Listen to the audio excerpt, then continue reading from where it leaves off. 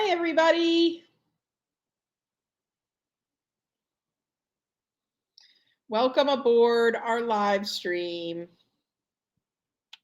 Hi, everybody. Welcome.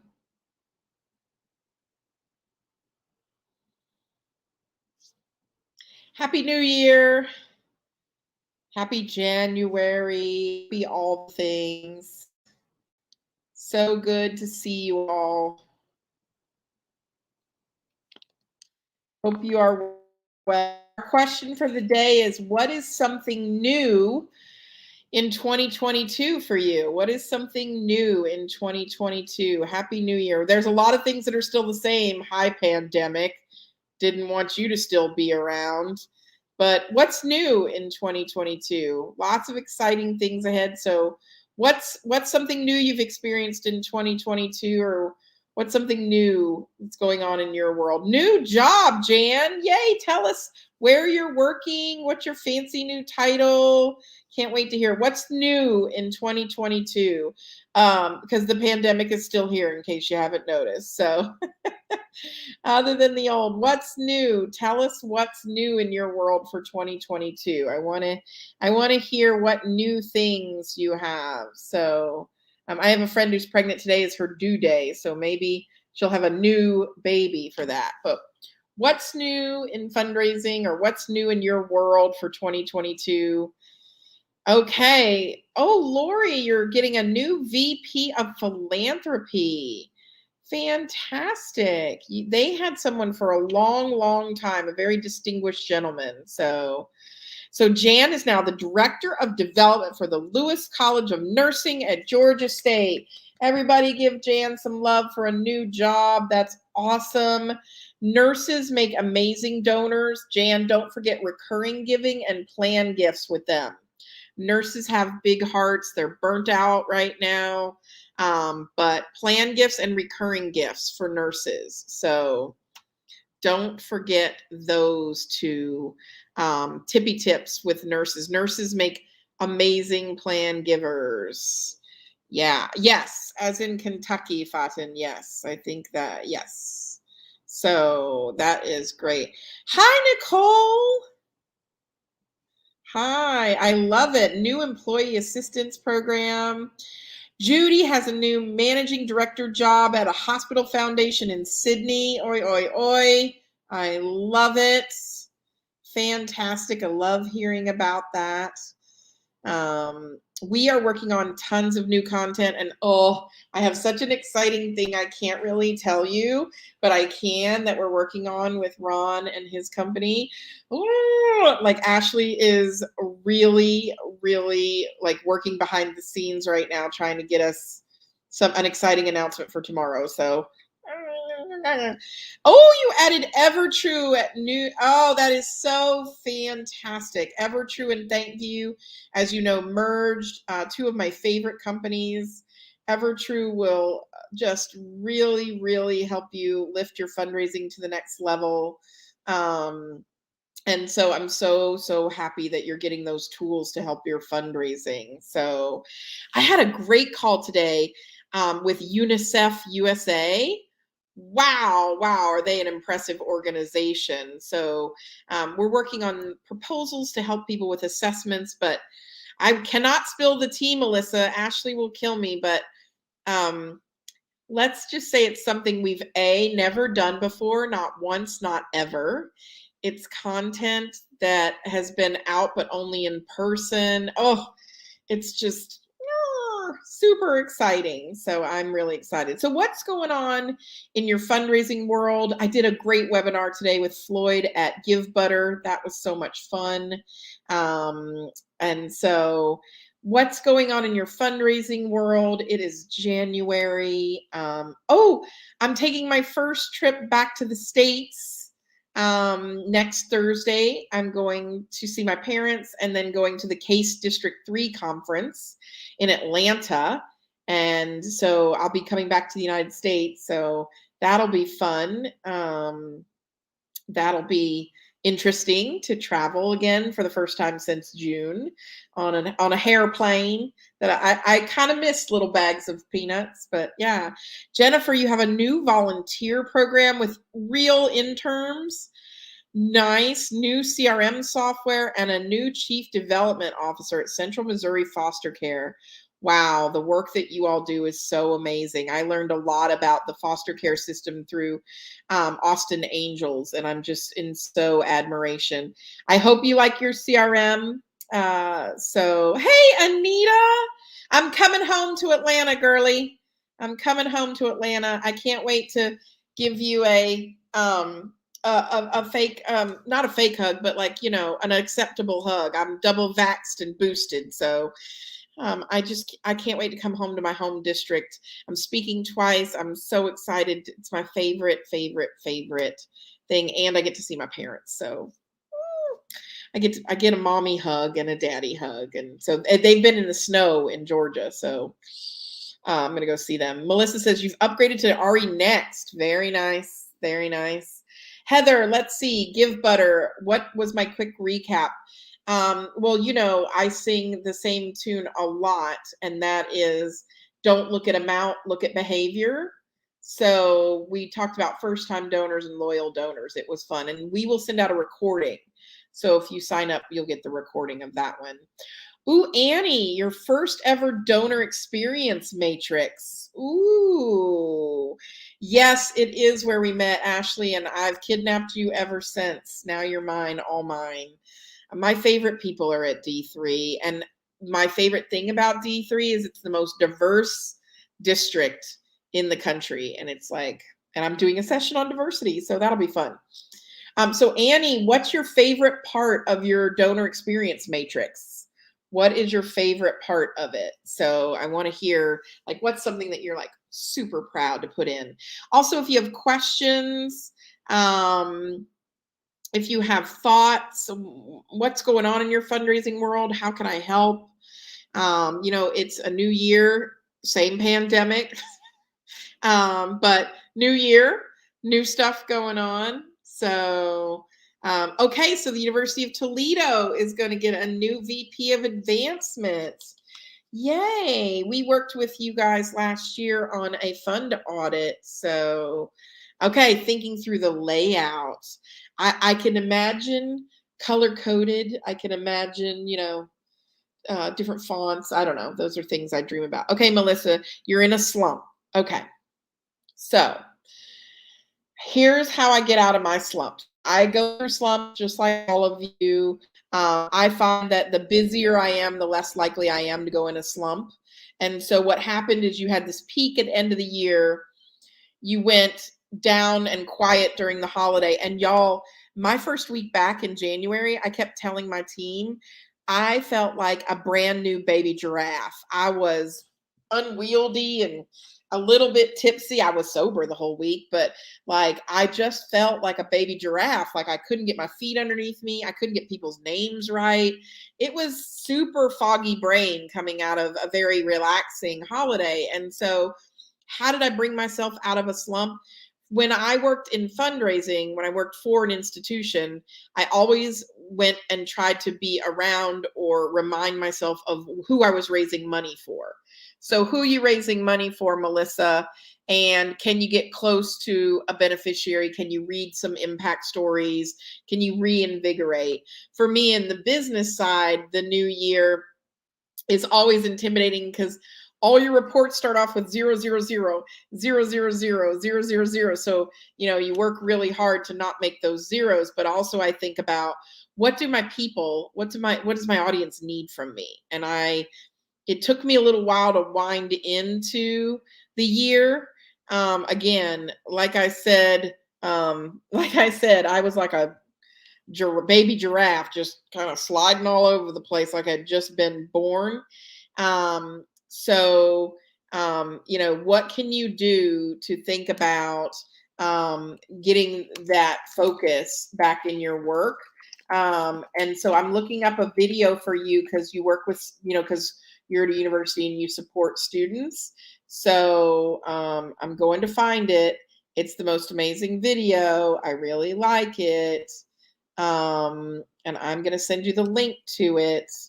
So I hope it doesn't play out loud on my computer. There we go.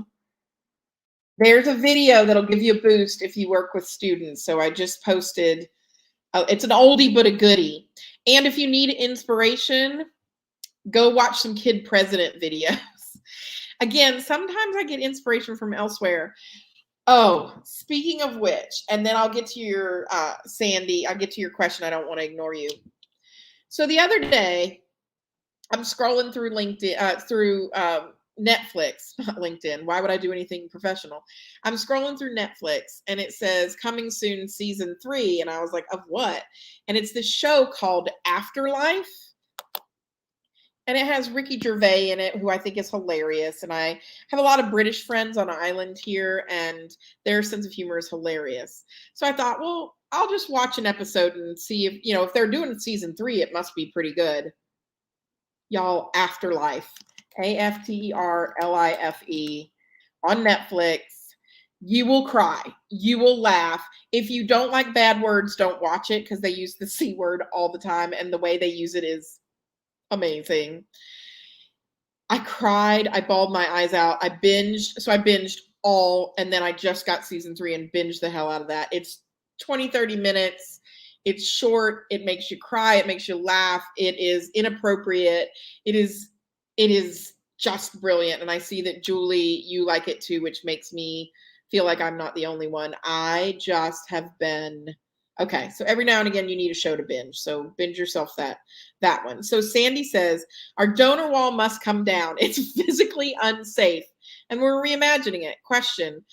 Our best practice is moving away from donor walls. We think maybe it's not worth it. Can you give me data for not doing it to take to my boss? So much. Thanks. Okay. So here's the thing.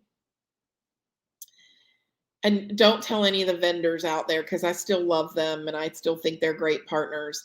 If I had to make the decision about taking down a donor wall in 2022, and I know you're at UCLA in the School of Management, right? I think. See, my memories, my brain is slowly coming back 3 weeks later. I would get rid of it. I would not keep it. And it's kind of one of those things where I'd put it down in the dark and I would not replace it. I certainly wouldn't replace it with I'd replace it with a screen. And I would move on about my life. But I also think about all that money and what you could spend that money on. I mean, that is just so much money. Heather, maybe we can get you to make the case. I mean, I just was aggregating all of the Pulse of Donor Relations survey money. I wish there was money in it. Answers, and people are moving away from them. So, and so I think that, I'd be hard pressed, especially in the rate of remote life and remote everything. Like, it's not like you're in a hospital where people are captive and they have time there. So look for some Penelope Burke data on that. It's just the ROI on that. What if you built a beautiful website honoring donors and telling their stories instead? I just think, like, you can't put up a donor wall for less than 30 grand these days, or I don't even know what they cost, because I haven't priced one in a long time. And so what if you do a screen? What if you try to find a good medium? But gosh, think of all the money. Like, you could buy Evertrue, you could buy ThankView, you could, outsource report writing. Like, think of all the things you can do with that money that would benefit year after year after year after year. So just something to think about. Judy, hi Judy. Advice on building a case for support in the medical sector. Now, I'm going to say this with all sincerity. There are people that are experts at building case for support. And just like painting the trim on your house, I don't know that it's a DIY project. If your communications department is not particularly strong, there is a certain type of writing when you write for case for support. We have a specialist who that's what she writes is compelling cases. She doesn't write, she writes proposals and cases, and that's it. Whereas I have someone else who writes annual giving solicitations, and I have someone else who writes reports. So my advice to you is find an amazing firm, find somebody, a freelancer, who that's what they specialize in, and taking that medical jargony stuff and turning it into human, and hire them. I don't know that the ROI is good enough. This is something where you throw money at the problem, and there are specialists. It is not a DIY thing. If you can afford to do a case for support for a campaign, if you can afford to do the campaign, you can afford to have the case outsourced. That's my opinion. And remember that cases for support have dramatically changed in the last 20 years. You used to have those big books. This would be the case for support for llamas. You used to have big books and they were bound. Now cases for support are folders with rack cards. And I've even done whole campaigns that did not have print pieces. We had print on demand pieces that were modular. So think modular, especially with medicine, how medicine changes so rapidly. You want to think about modular, changeable cases for support. Happy to showcase examples for you. We did one for Texas Tech that was, I just loved it. But so that's my advice. Hire a specialist, don't DIY. I'm going to start using that. Don't DIY certain things instead of saying outsource it. Don't DIY it. Hey, Allie. I'd love some insight about fundraising for foundations. Oh, I love foundations. I have the privilege of working with so many foundations, Hawaii and others. So each year for our annual appeal, I want to tell a beautiful client story, but we don't have clients, your grantees do, and I don't want to take away from their fundraising. So Allie, I feel like the type of donors that give to foundations are different than the type of donors that give to direct aid organizations. I don't think you're taking away from their fundraising by focusing on a story. In fact, you may be adding to it. And they're two very different kinds of donors, to be honest. And so for example, I work with bar foundations. I know, not bar foundations, and this is water. I'm drinking in January. Don't worry. There's not a month I'm taking off, but bar foundations, meaning attorneys. And as part of their grants, they ask their grantees for stewardship collateral they can use in their reports to donors. The most effective thing you can do is you tell that story of that grantee, and work with them to tell the story so that you're not overlapping them. But you're not, oh, you are a bar foundation. Okay, sorry, I was like, I work with bar foundations. I always like to put that on my calendar. It makes me feel like I'm going to the bar. And so I think, what if they, you told the story of the before and after, so that story was already done, like they'd already told that story and you're just retooling it. So that would be my advice. Don't keep yourself an arm's length away from them. So, okay. Hope that helps. And if you want to, email me. Trisha, Dominican University of California is about to undergo a library renovation. We're considering installing a mural on the temporary construction fencing with a giving message. Give now, transform tomorrow. Any vendor recommendations on how to make this happen? Oh, Trisha, this is good. So this leads me back, of course, everything does, to my Disney days. Disney fully believed that even though they were doing construction, right, guests shouldn't be there to see it all. And so I really think, and they used to put up the "Pardon Our Dust, We're Creating Magic." But one of the things that I love, so I am paying a company to build a condo in a high rise in Austin. I'm still on island here in the Caribbean. And their construction fencing was framed out with, one side was the contact information to buy a unit, and the other side was what it was going to look like. And so construction companies are pretty used to helping you source that fencing. It's an overlay. So I'd go to my project manager on the construction site and ask them, and they can usually do it. Any large vinyl sign company can also do what they call blow throughs, which is that mesh that goes over that you can blow through. If you have an athletics department, they also probably have a source of that. I know it's weird where I get vendors from, but I hope that helps you at Dominican, and good luck. And I love libraries. I love the smell of libraries. I miss libraries. So, um, good stuff. I did a lot of volunteer hours in a library a long time ago in a faraway land. Julie, we revamped Giving Societies, launched in FY19 with one of the benefits requested by the board, a virtual honor roll. We agreed to get this monster up, but to survey donors in FY22 in order to see if we keep change trash. We're nervous about surveying in the pandemic climate. Thoughts. So, as you know, I do donor surveys for institutions for a living. It's part of our client offerings. But I have taken a step back from doing a lot of them because the ones I've done have not, people are not answering surveys the way they used to pre-pandemic. I don't know if they just don't give a hoot anymore, if they don't have to, what's left to give. But we're not getting the responses that we used to.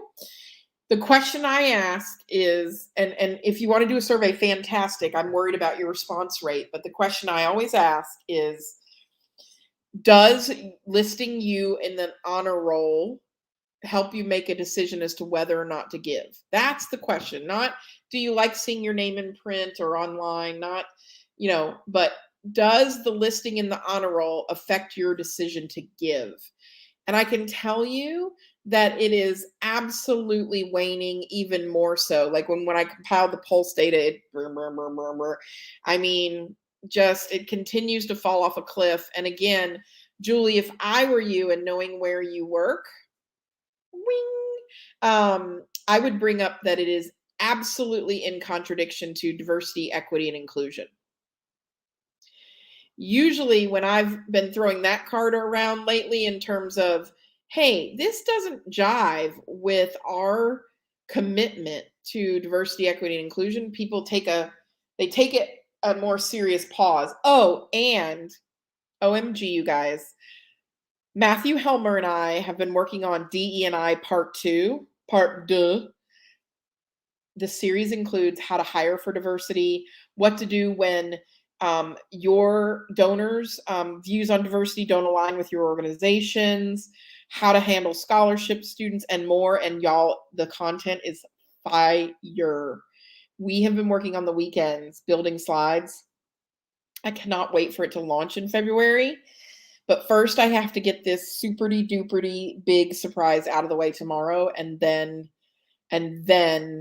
we can start doing it. But Julie, I see that you're writing in all caps.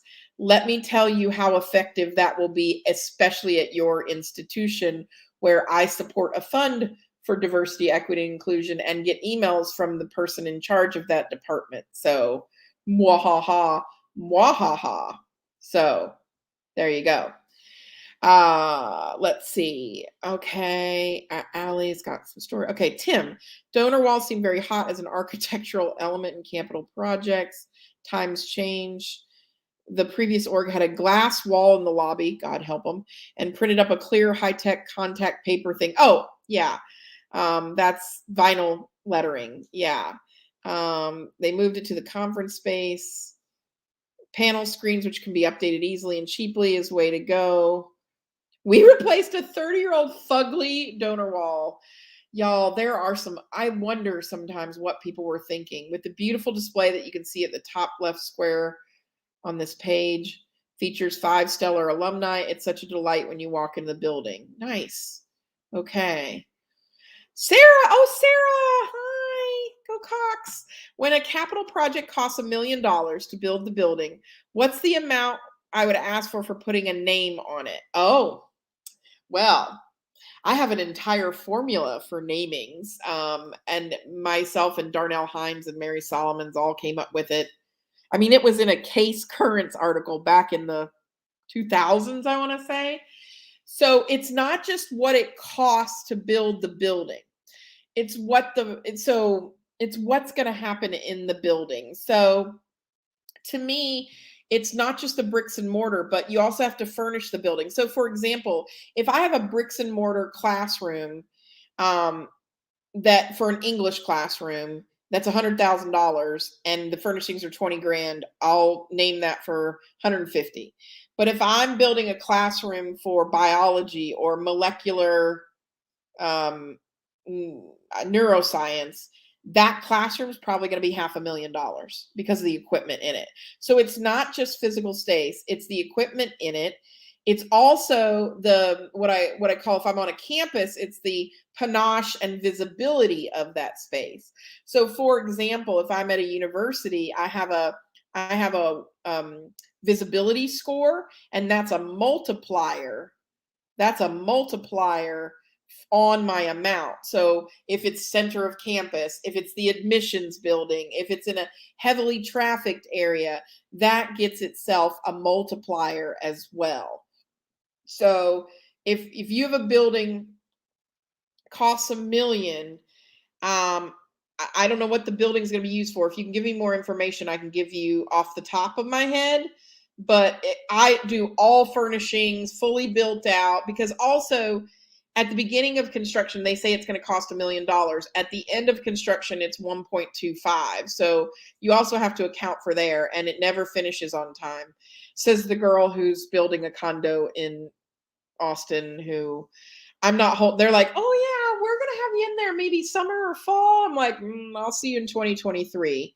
I'm not in a rush to leave my island though. So my island, I now own it. I bought it last week at a garage sale. So don't worry. So just something for you to think about. Okay, let's see. It looks like Julie and I are happy. Oh, Megan, I can't wait for the new DE&I series part 2. It is, the content is juicy, but wait until you guys see what we are doing something tomorrow that we have never ever done before. And I am nervous. I'm nervousitis. I'm nervous, excited. Like I feel like I have to have a meeting with my doctor to cope. Like, I'm nervous, excited. It's going to be, I'm, oh, so excited. Okay. Bailey Daly. Hi, Lynn. Working on an email to incentivize donors and non-donors to update their contact info. Any successful campaigns you've seen done in the past? I work in higher ed, if that helps. It does help. What's in it for me, Bailey? So what's in it for me if I update my contact information? What's in it for me? So why should I do this? And I've seen a lot more unsuccessful campaigns than I've seen successful campaigns. The ones where they hire the company to make the directory and they harass you with these stupid postcards and emails. I just got one from my graduate alma mater and I wanted to hurt somebody every time I saw it. And so I really want you to think about the ROI of this. Now, the most brilliant one I've seen is when someone's email address bounces back. We mailed them a postcard with our mascot playing tennis, and it said, "Oh no, your email bounced. Please update it here." And that was cute, and it got really good results. So, yeah, you could give swag or a raffle for swag. Maybe you give away a donation to their area of choice at your university to whoever wins. Um, you know, just be thoughtful about it, I guess I would say. And, you know, you could do, if we get 1,000 new contacts that are verifiable, we unlock $10,000 too. So what's it worth to you, right? Just something. I'm going to noodle on some more. Elizabeth, we have donors who give to a number of different designations. Yep. And they receive acknowledgement notes from the project leader for that designation. We also send a more general acknowledgement from the larger organization leader, which are updated quarterly. We have very few donors giving multiple gifts to the same designation per year. Is there any reason to also update this text quarterly if there isn't text that's outdated later in the year?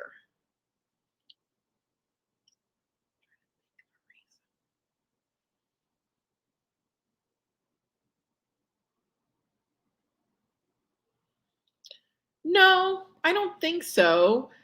I would have a multiple designation acknowledgement though. Thank you, Lynn, for supporting a variety of efforts on our campus. You know what I mean? I might have that. Um, I also would make sure that so you have a project leader for each designation. You better make sure they're consistent, because if I gave to 3 designations and I only got 2 thank yous, I'd be like, what's up with the third one, yo? But so that can get a little dangerous. We have very few donors giving multiple gifts to the same designation per year. Like I do that. I have a recurring, gift to my scholarship. And I have received the same damn letter 5 times, but that's just because that's a long story for another day. No, I don't think so. But remember that thank you text should be about the donor, not about the gift. So we are also working on a writing for donor relations course.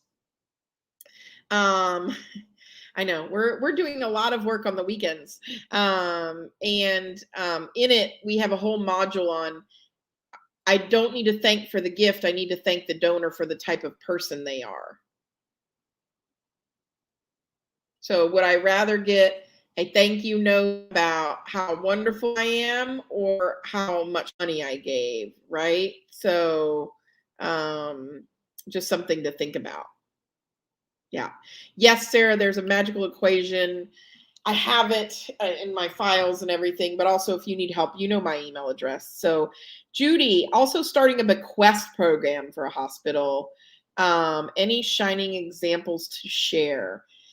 I think some of the best bequest work is done at Texas A&M University, or used to be 3-4 years ago, pre-pandemic. Also, the organization, the Harold Grinspoon Foundation, runs a life and legacy program.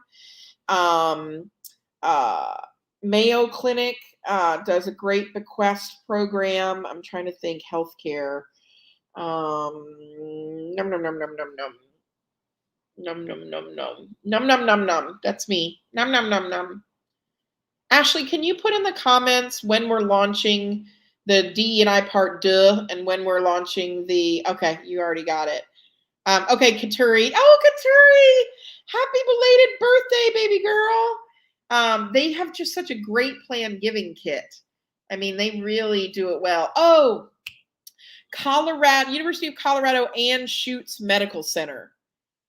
They have a wonderful plan giving program as well. I'm noodling, trying to think of others that have that. Hi, David. So yeah, writing for donor relations is March, and then DE&I part deux is February. And our exciting thing, hopefully, Ashley and I'll be working. I might have to order in delivery tonight. I was going to cook, Ashley, but I have my doctor, so. Okay. Hi, Lynn. We're trying to limit the number of emails we're blasting. Well, don't blast. That just seems overly aggressive. Blast. Oh, sorry. And a point of discussion on our team is how many emails should we send for a single event? Do you think 3 emails for event is sufficient? A save the date, an invite, and a reminder. There seems to be a push for 5 to 6 emails for a single event. Help! Oh, baby girl. First of all, your event emails aren't your problem, because the problem with okay, how do I put this without blasting someone that I don't want to blast? The problem with your email volume is not event emails. The problem with email volume is that people don't know how to frigging segment. And when I say segment, all donors is not a segment. Donors of the last 5 years is not a segment. So you're not inviting 10,000 people to an event, or are you? But it's not your event emails that are the problem. So, for events, 3 emails, but there also needs to be personal outreach from the gift officer who's assigned to that person.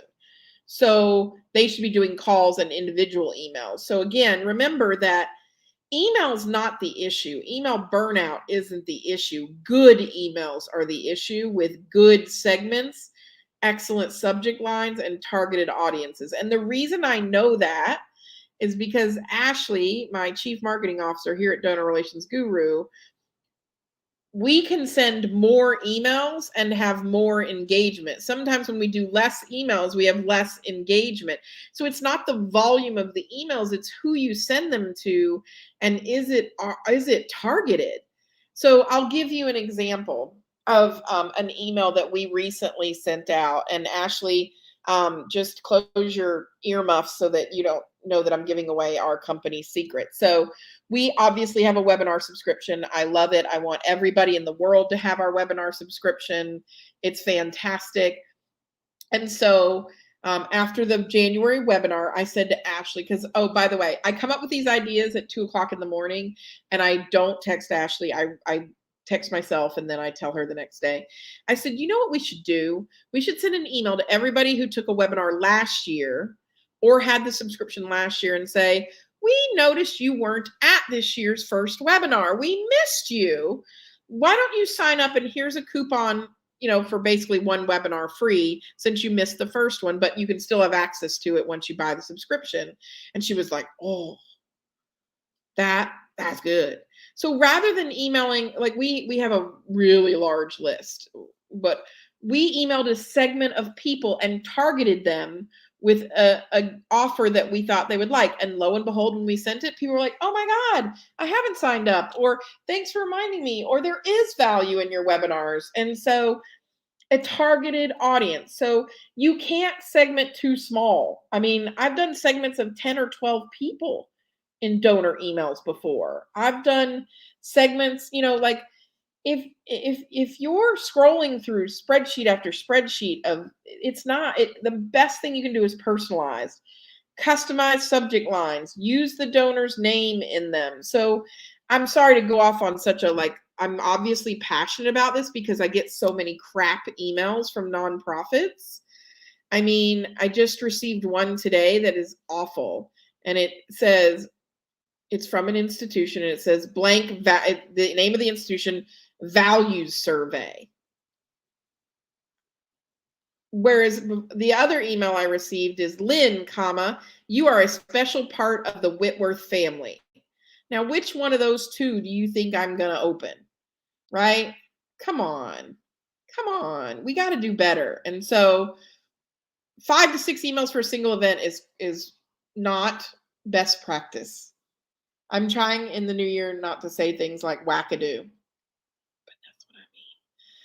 Tori, what can we do to make our scholarship event more meaningful and memorable than the typical dinner and program? Stop having a scholarship event. They're stupid. I hate them. They force students into uncomfortable situations. They're not friendly, diversity, equity, and inclusion wise.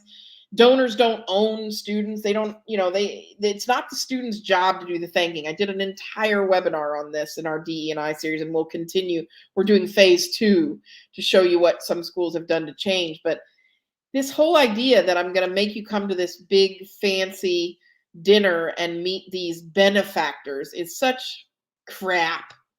It's such crap. Like, come on. Why don't we have a shared experience? Take the donors and the students when it's safe to do so under COVID guidelines and have them experience something together. Take them to a museum. Have them work on a service project together. Oh my God, isn't that what our, donors and alumni should be doing? Not going to some fancy relationship building stayed dinner with really bad airline chicken and carrots. Oh, if I never go to another airline chicken meal in my life, I will be so freaking happy. No, shared experiences, Zoom together, go do something together, but not eat a meal. Like, oh, just stop. We turned ours into receptions. We did ice cream socials, but again, all of this was pre-COVID. Oh, thank you to whoever said my webinar was amazing on looking at scholarship events from a different perspective. Yeah, we have got to do better at all. We have the whole DEI and the whole discomfort, ugly thing of forcing these students to, beg at these donors, like to, says the girl who used to facilitate it. Lindsay, can you share or others share if you've seen more success sending thank yous via text versus email? I know you have to pay for a local area code, and I'm just curious if it's worth the extra money. Lindsay, I am going to give you a challenge because I don't know the answer to email success@thankview.com and ask the lady, tell them Lynn Wester sent you, first of all. They're my friends. You're going to email success@thankview.com and ask them that question and say, Lynn Wester told me to email this to you, and see what they say on.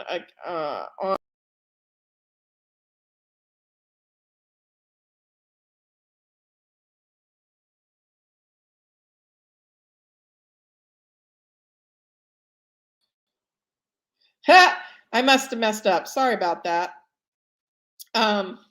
So yeah, that's what I would say to you.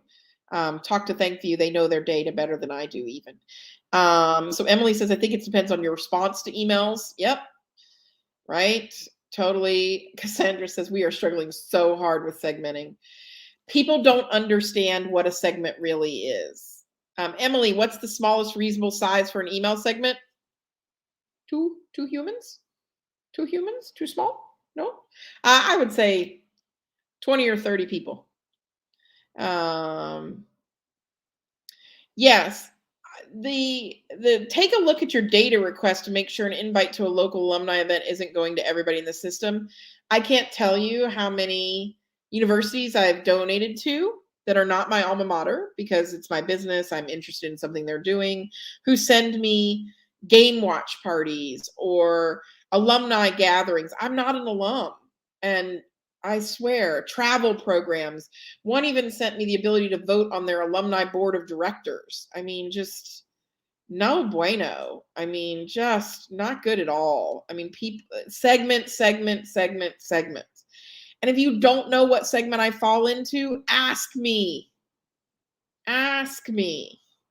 Totally okay to be like, what do you identify as? Totally okay.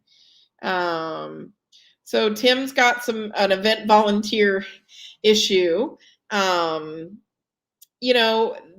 Tim, I would probably cease to have events with that volunteer partner for a while. I would put them in a timeout. If you asked me, I would put that person in a timeout. So sometimes volunteers aren't always helpful. So I would put that volunteer into a timeout. That's just who I am, and that's how I operate. And sometimes people need to be put into timeouts. So what other questions do you have? What else is going on in your fundraising world? What can I help with? Also, in case you don't know, just yesterday, ThankView launched a free trial. So if you've never experienced ThankView before, you all know I am a rabid ThankView user. I use it in my business all the time. We use it. Almost all my clients are on it.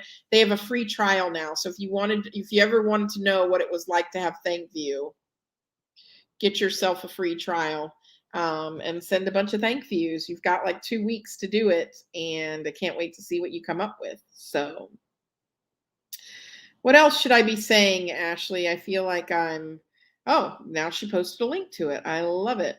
I'm trying to remember all the things I was supposed to say today, but I got so excited about what might happen with our friends at Wired that I'm just like, There you go. Dr. G is in a timeout as soon as we host her Sunday evening. Well, at least it's a Zoom. So, that's okay. For the ugly link, it will live. We will survive an ugly link every now and again. There's always. Let's see what else is going on. Any New Year's resolution? So you have to challenge us to do better. So Katuri, this will probably not surprise you. I don't believe in New Year's resolutions. Just like I no longer believe in the tooth fairy, because I feel that they set up a false pretense, in that we need to like super change it, and so I don't necessarily believe in New Year's resolutions. But here's what I would say to challenge everyone to do better.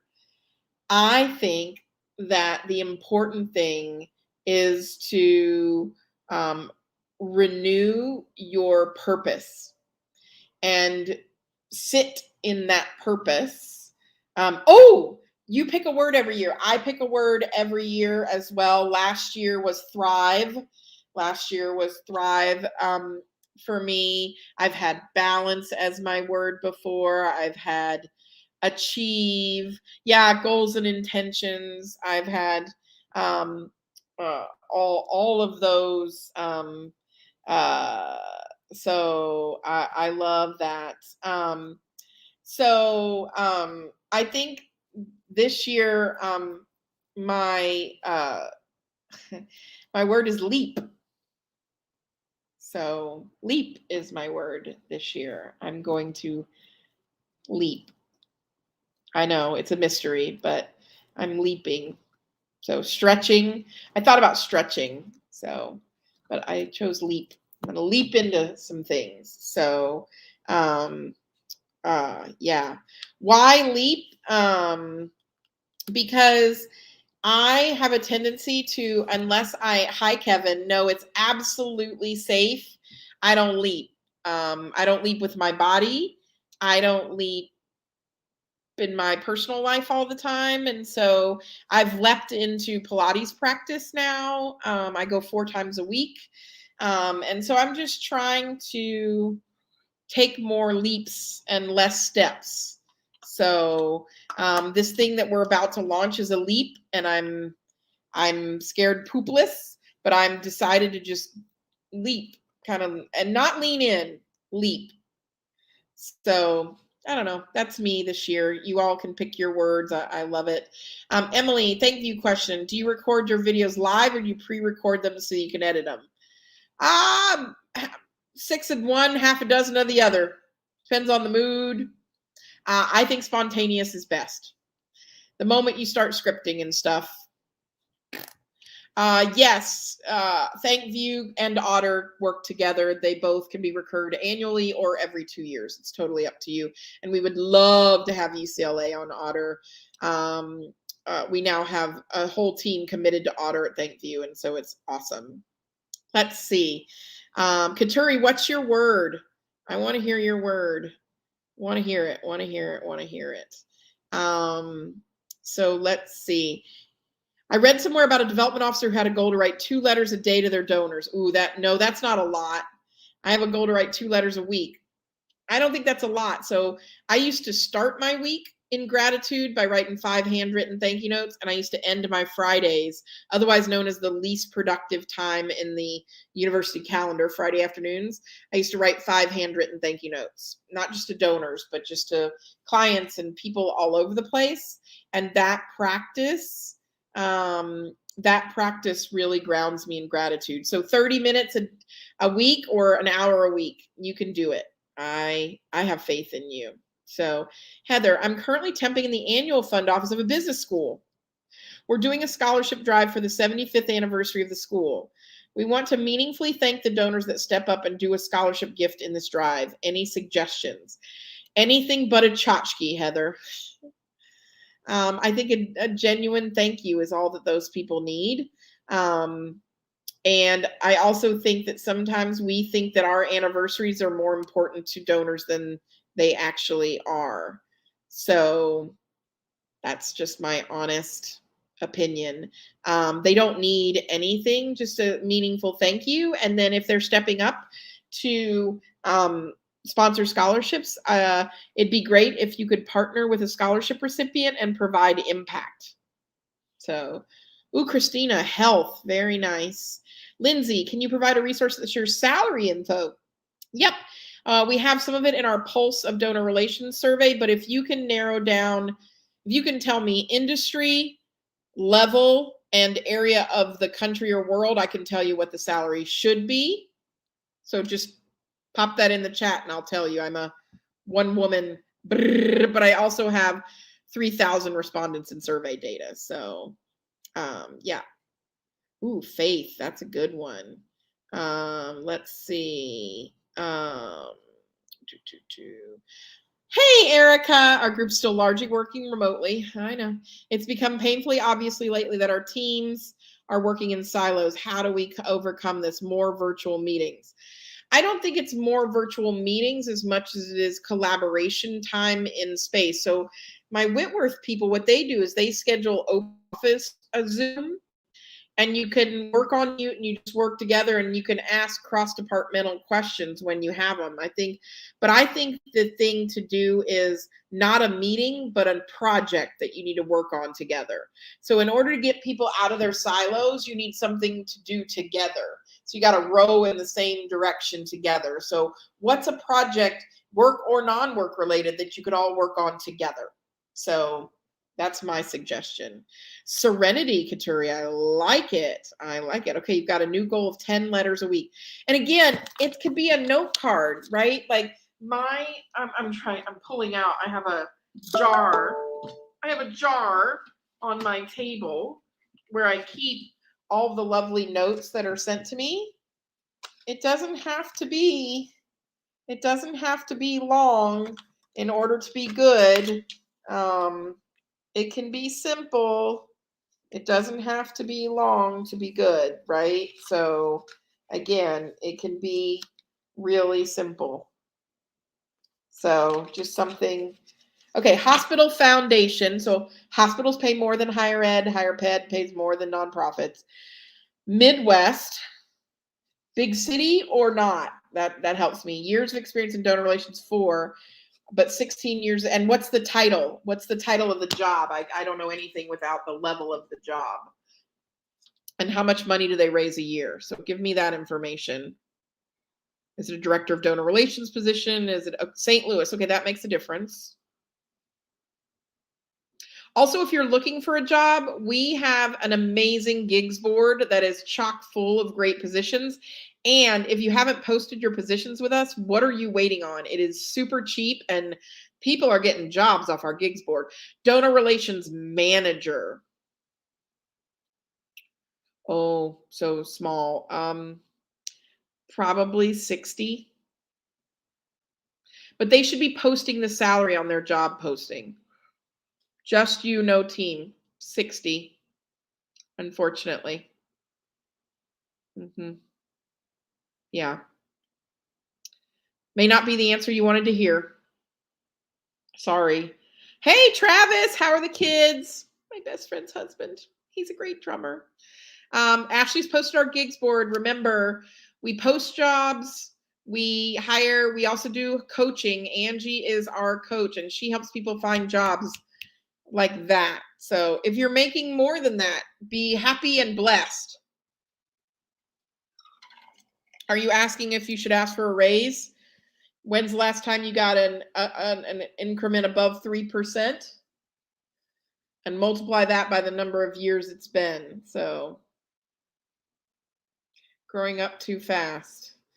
It's been okay. So send me an email. I can help you too. But I should probably offer a course in how to negotiate a salary. I am really good at it. But other thing to think about. Kevin, what are your thoughts on documentation? If someone emails you criteria for a scholarship, is that enough in your opinion? Endowed or non-endowed?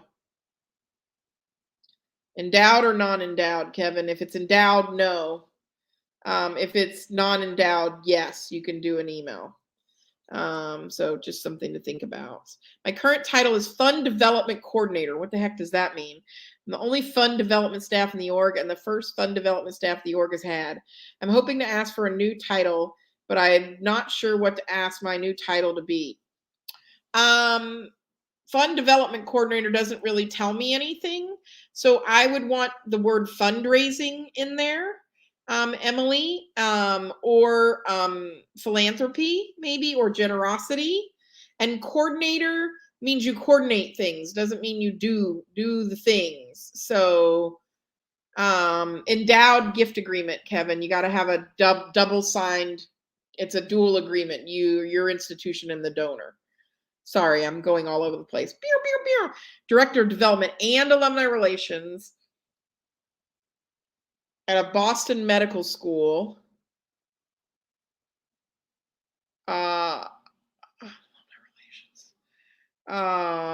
Generosity wizard, facilitator, all that good stuff.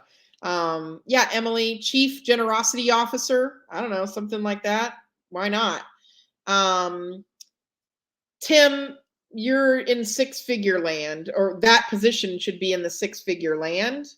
Low to mid six figures would be my prediction on that one. Ooh, donor advisor is a really good one. Or philanthropic advisor, that's a good one as well, Emily. Look at my people coming through for you. You could do as simple as gift officer, you could. But it's not about the gift, it's about the relationship. So just punching back, Kevin, because I miss you and I can. And I'm going to go to case 2 and you're not going to be there and I'm going to be sad. So it's in New York City. Why can't you just come to New York City? And if they don't have the conference, I feel like I'm still going to go to New York City just so I can bathe in alcohol and stuff. Okay. Oh, Emily, happy to help anytime you need help. So that's what this group is here for. We're doing it once a month because we have so much other stuff going on. So DE&I series part 2. Can you realistically, Christina, can you realistically go from assistant director of development to director of development? Almost 15 years experience in fundraising, and you're an assistant director? Oh, why? Oh my God. No, Christina, 15 years. I was a director long before that. So 15 years experience, yes, you can go from assistant director development, director development. Somebody's holding you back, honey. If it's not you, then we got to figure that out. 15 years of experience, you should have been a director by now, unless you are in a massive 600-person fundraising operation. Then I'd be a little less shocked. But girl, you need a career coach. You need to email Angie at donorrelationsguru.com because I also see that you have a master's. And no, you don't have to go lateral. No, ma'am. No, ma'am. No, ma'am. Melissa, 16 months is usually how often a fundraiser stays in their position. Christina, I don't mean to sound condescending. I really think you need some career coaching, or you need to talk to Angie and some other folks. It would be worth the investment right there.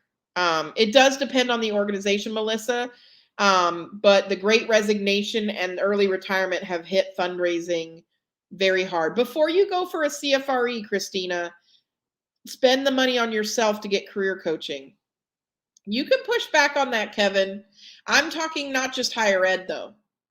You got to calculate in all the nonprofits, hon. And hospitals have turnover like that. So I'm going to push back on you. Because it used to be 18 months 5 years ago, and now it was 16 months before the pandemic. So there is more than higher ed. All right, everybody, you have been a great audience. As I always try, I will give you. We are all still learning, Christina. So, a little view of the sea today. She's been angry lately, but she calmed down, and the sun came out. This is my backyard, and just wanted to thank you all for being with me today and always supporting us. And check your email tomorrow. We have some exciting stuff going on. If Ashley and I can stay up late enough to make it happen. It is pretty. It is what I live for, is that I can go 10 feet right now and just jump into the sea if I want. Yeah, I even though I'm building a place in Austin, I think I've decided to at least spend half the year here because it makes me so happy. So we'll see what the world and plans bring. So thank you all so much. And I will talk to you soon. Email us, reach out anytime. Thank you all.